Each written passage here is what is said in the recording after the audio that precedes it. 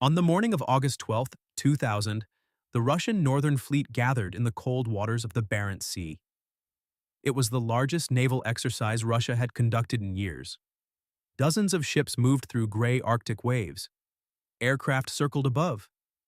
Submarines slipped silently beneath the surface. The exercise was meant to demonstrate that Russia, despite the collapse of the Soviet Union, still possessed a powerful navy. At the center of that display was one of its most formidable submarines, K-141 Kursk.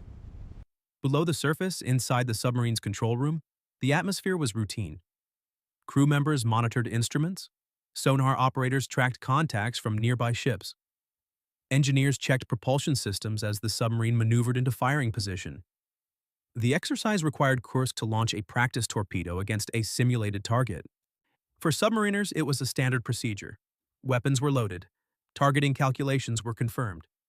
Captain Gennady Lyachin, a respected and experienced commander, oversaw the operation calmly. Nothing suggested what would happen next. At 11:28 a.m., a violent explosion ripped through the forward torpedo compartment. The blast was sudden but not yet catastrophic. Inside the bow section, pressure surged as the shockwave tore through equipment and ruptured pipes. Fire ignited instantly in the confined space, feeding on fuel and oxygen. The submarine shuddered. But the disaster had only begun. 2 minutes later, at 11:30 a.m., a second explosion detonated inside the submarine. This one was far larger. Several torpedoes stored in the forward compartment exploded almost simultaneously. The blast was so powerful that seismic monitoring stations across northern Europe detected it. Later analysis estimated the force at the equivalent of several tons of TNT. The forward compartments of Kursk were destroyed instantly. Steel bulkheads twisted. Internal structures collapsed. Water surged into the shattered bow. The submarine lost control and plunged toward the seabed. Within moments, the massive vessel, over 150 meters long, struck the ocean floor at a depth of 108 meters. Above the wreck, the Barents Sea looked unchanged. Surface ships continued the naval exercise, unaware of what had just occurred below them. Inside the submarine, chaos gave way to darkness. The first four compartments were obliterated by the explosions, but the submarine had multiple internal sections separated by thick steel bulkheads. Behind the destroyed bow, some compartments remained intact. Sailors in the rear of the submarine had survived the blasts. Smoke-filled passageways, emergency lights flickered. Men moved through damaged corridors searching for other survivors. Some compartments flooded, others held. By gathering in the aft section of the submarine, compartment 9, the surviving crew attempted to organize themselves. Approximately 23 sailors reached that final compartment. They were alive, but they were trapped. Above them, the Russian Navy had not yet realized the submarine was gone. There was no immediate rescue, no emergency response, just a silent wreck resting on the seabed. Inside, the surviving men waited in darkness, believing help would soon arrive. Above the surface, the world had no idea that 118 sailors were now lying on the bottom of the Barents Sea. K-141 Kursk was not an ordinary submarine. When she entered service in 1994, she represented the peak of Russian naval engineering. Built during the final years of the Soviet Union and completed after its collapse, Kursk belonged to the Oscar II class of nuclear-powered cruise missile submarines, massive vessels designed for one purpose above all others: destroying American aircraft carriers. At nearly 155 meters long and displacing more than 24,000 tons submerged, Kursk was one of the largest attack submarines ever built. Her double-hull construction, an inner pressure hull protected by an outer hydrodynamic shell, gave her exceptional durability. Russian naval planners believed this design made the submarine extremely resilient. Some officers even referred to the Oscar II class as unsinkable. The submarine's primary weapon was its battery of P-700 Granite cruise missiles, massive anti-ship weapons capable of striking carrier battle groups hundreds of kilometers away. Hidden beneath large hatches along the sides of the hull, these missiles were designed to launch in coordinated swarms, overwhelming enemy defenses. Beneath the waves, Kursk was a hunter. But in August 2000, she was not preparing for combat. She was preparing to demonstrate strength. The Russian Navy, struggling through years of underfunding after the fall of the Soviet Union, was eager to show that its fleet remained capable and disciplined. The exercise in the Barents Sea would involve multiple ships and submarines performing coordinated maneuvers and simulated attacks. Kursk's role was important. During the exercise, she would fire practice torpedoes at a target vessel, showcasing the precision and readiness of the Northern Fleet's submarine force. On board were 118 sailors and officers. Many were veterans. Some were young conscripts.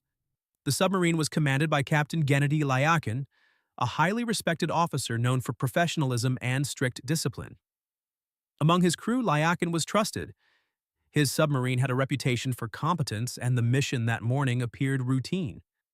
Life aboard Kursk followed the rhythm familiar to submariners everywhere.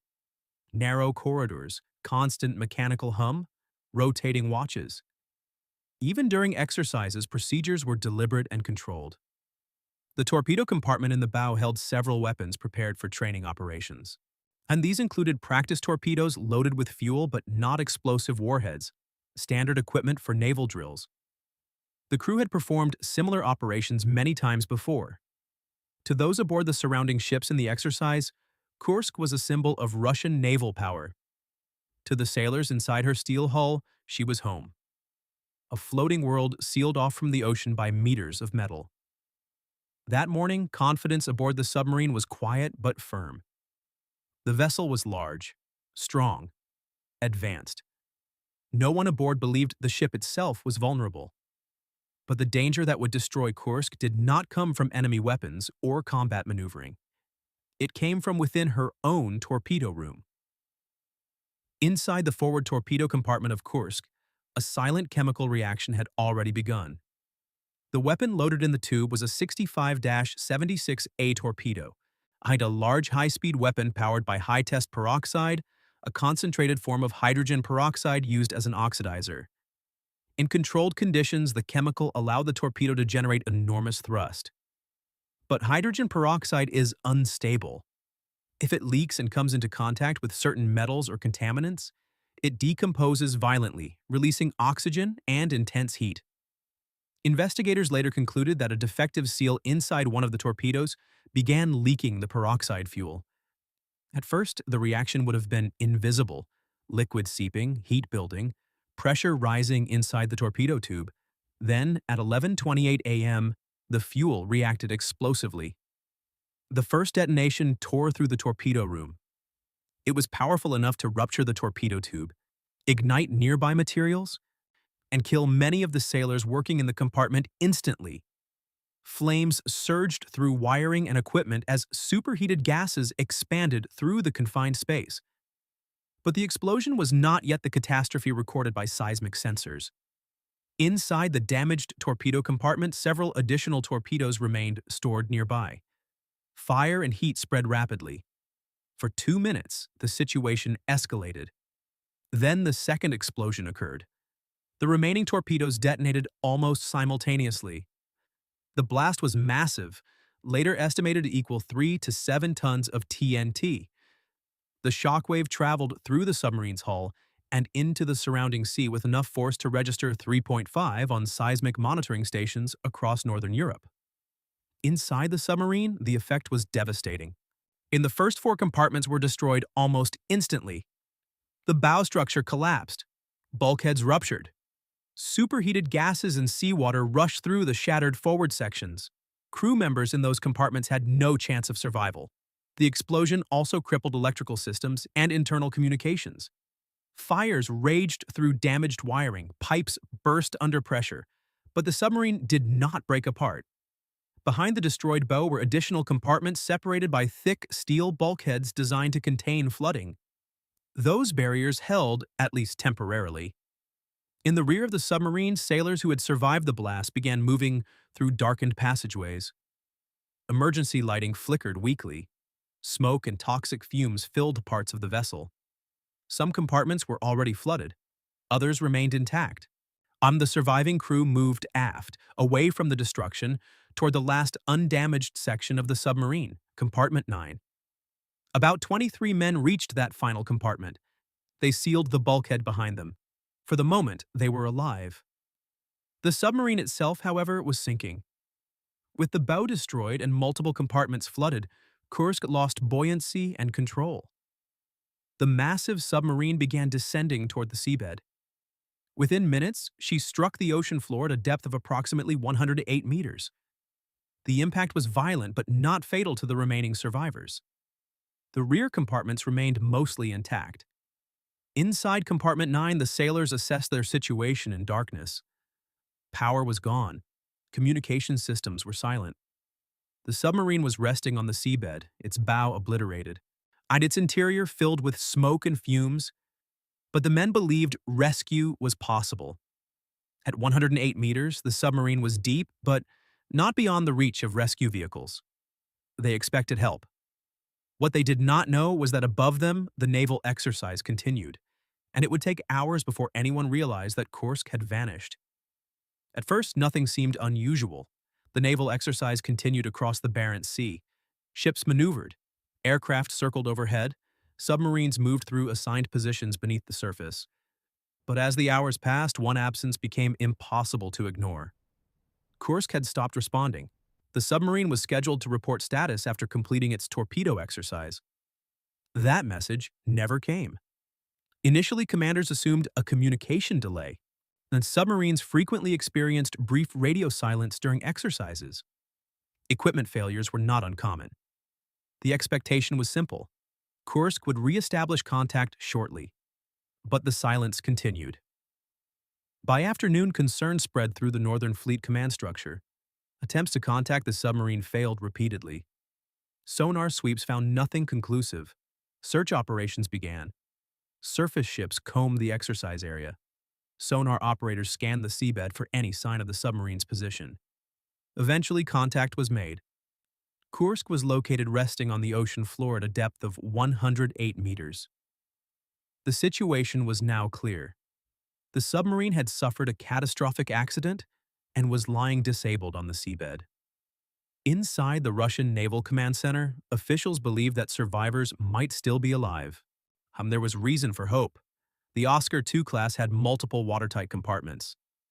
If the forward sections had been destroyed but the rear compartments remained intact, some crew members could have survived the initial explosions. But survival depended on time. Submarine rescue operations are a race against oxygen depletion, carbon dioxide buildup, and toxic fumes from fires and batteries. The Russian Navy attempted to deploy rescue submersibles. Small deep-diving rescue vehicles were launched from nearby ships and directed toward the wreck. Their mission was to dock with the submarine's emergency escape hatch and transfer survivors to the surface. The first attempts failed. Rough seas made precise maneuvering difficult. The rescue craft struggled to align with the hatch. Visibility was poor. Each failed attempt consumed precious hours. Meanwhile, the Russian government released limited information to the public. Officials initially insisted that the crew was alive and tapping signals from inside the submarine. Reports suggested that rescuers could hear noises from the wreck. The statements offered reassurance, but privately the situation was becoming more desperate. International assistance was offered almost immediately. Norway, the United Kingdom, the United States. Each possessed advanced submarine rescue equipment capable of operating at the depth where Kursk lay. At first, Russia refused. The submarine carried sensitive military technology, nuclear reactors, cruise missiles, classified systems. Allowing foreign rescue teams access raised concerns about exposing military secrets. Days passed. Rescue attempts continued. None succeeded. Inside the submarine, the trapped sailors in Compartment 9 waited in darkness while oxygen levels fell and toxic gases accumulated. Above the surface, the world watched as the rescue effort struggled against time. By the time foreign rescue teams were finally allowed to assist, it was already too late. Norwegian divers reached the submarine several days after the accident and managed to open the escape hatch on the aft section of the wreck. When they entered the submarine, they found what investigators had feared. There were no survivors. Inside Compartment 9, the final refuge of the trapped sailors, investigators discovered evidence that some of the crew had survived the explosions for several hours after the submarine settled on the seabed. Among the items recovered was a handwritten note. It had been written by Lieutenant Dmitry Kolesnikov on one of the surviving officers who had gathered the remaining crew in the aft compartment. In the dim light of emergency lamps using a pencil on damp paper, Kolesnikov recorded the situation. His message began with a simple report. All personnel from Section 6, 7, and 8 have moved to Section 9. Then he wrote the number of survivors. There are 23 of us here. The note suggests the men had organized themselves in the darkness, accounting for those who had made it to the last intact compartment. Kolesnikov continued writing as conditions deteriorated.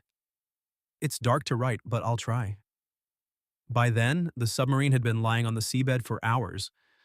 Oxygen levels were dropping. Carbon dioxide was building. Toxic fumes from the explosion and damaged batteries filled the compartment. And the final lines of the note reflected the reality the sailors were beginning to understand. None of us can escape! The men had survived the initial disaster, but the environment inside the submarine had become impossible to endure. Investigators later concluded that the remaining crew likely died from a combination of oxygen depletion, toxic gases, and hypothermia. The note was folded and recovered with the bodies of the crew. It remains one of the most haunting records ever found inside a submarine wreck. The sinking of Kursk quickly became one of the most painful moments in modern Russian naval history. In 2001, the Russian government launched an enormous recovery operation to raise the submarine from the seabed. The wreck lay at a relatively accessible depth, but the damage to the bow section was severe and unstable. The engineers made a controversial decision. The destroyed forward compartments, where the torpedo explosion had occurred, would be cut off before the submarine was lifted. Special cutting tools were used on the seabed to separate the bow from the rest of the hull. Once the damaged section was removed, massive lifting cables were attached to the remaining structure. In October 2001, the main body of the submarine was raised from the Barents Sea and transported to a floating dock. Inside the recovered compartments, the bodies of the sailors were found and returned to their families for burial. The disaster shocked Russia. Public anger grew over the slow rescue response and the refusal of international assistance during the critical first days. President Vladimir Putin, who had been in office only a few months, faced intense criticism as the scale of the tragedy became clear. In the years that followed, the Kursk disaster forced reforms in submarine safety, rescue coordination, and international naval cooperation. Today, memorials across Russia honor the 118 sailors who died aboard the submarine. Their story remains a reminder of the risks faced by those who serve beneath the sea. A submarine built to survive war, lost during a training exercise, and 118 sailors who never came home.